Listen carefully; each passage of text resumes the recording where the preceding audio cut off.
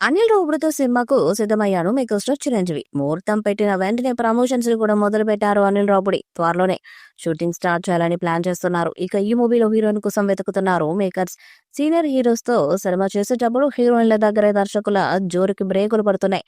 దాంతో ఆప్షన్ లేక తమ నారాయణ తార త్రిష అంటూ అక్కడక్కడ తిరుగుతున్నారు. ప్రస్తుతం విశ్వమరలోనూ త్రిషతోనే జోడీ కడుతున్నారు చిరు.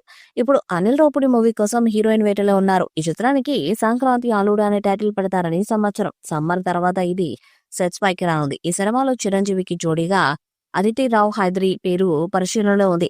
ఈమెతో పాటు ఐశ్వర్య రాజేష్, పరిణీతి చోప్రా పేర్లు కూడా పరిశీలనలో ఉన్నట్లు తెలుస్తుంది. కథకు తగ్గట్లే హీరోయిన్స్ ను తీసుకుంటారు అనిల్. సంక్రాంతికి వస్తున్నాం సినిమాలో కూడా ఐశ్వర్య రాజేష్ ను అలాగే తీసుకున్నారు. గ్లామర్ కోసం మీనాక్షిని సెలెక్ట్ చేశారు. తాజాగా చిరంజీవి సినిమాలోనూ ఇదే ఫార్ములాను అప్లై చేస్తున్నారు. ఓ సీనియర్ హీరోయిన్, ఓ గ్లామర్ బ్యూటీ వైపు అడుగులు పడుతున్నాయి. ఈ మధ్య కాలంలో సీరియస్ సినిమాలు ఎక్కువగా చూస్తున్నారు చిరంజీవి.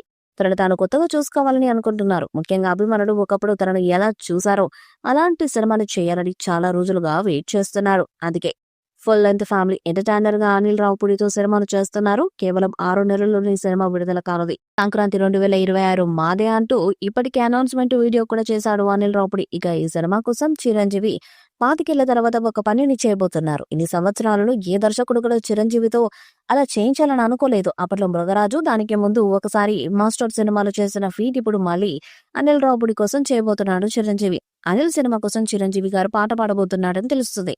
మాస్టర్ సినిమాలో తమ్ముడు తమ్ముడు ఈ తికమక్క దిగులే ప్రేమంటే అంటూ అదరగొట్టేశారు చిరంజీవి. ఆ తర్వాత మృగరాజు సినిమాలో ఏ చాయ్ చటుక్కున్న తాగరాబాయ్ అంటూ చాయ్ గొప్పతనం చెప్పే ఒక పాటను పాడాడు. అంతే. ఆ తర్వాత మళ్ళీ ఇప్పటి వరకు తన గాత్రం సవరించలేదు. మెగాస్టార్ నిజం చెప్పాలంటే అవసరం ఎప్పుడూ రాలేదు. కానీ ఇన్నేళ్ల తర్వాత తన సినిమాలో చిరంజీవితో పాటను పాడించాలని ఫిక్స్ అయిపోయాడు అనిల్ రావుపూడి.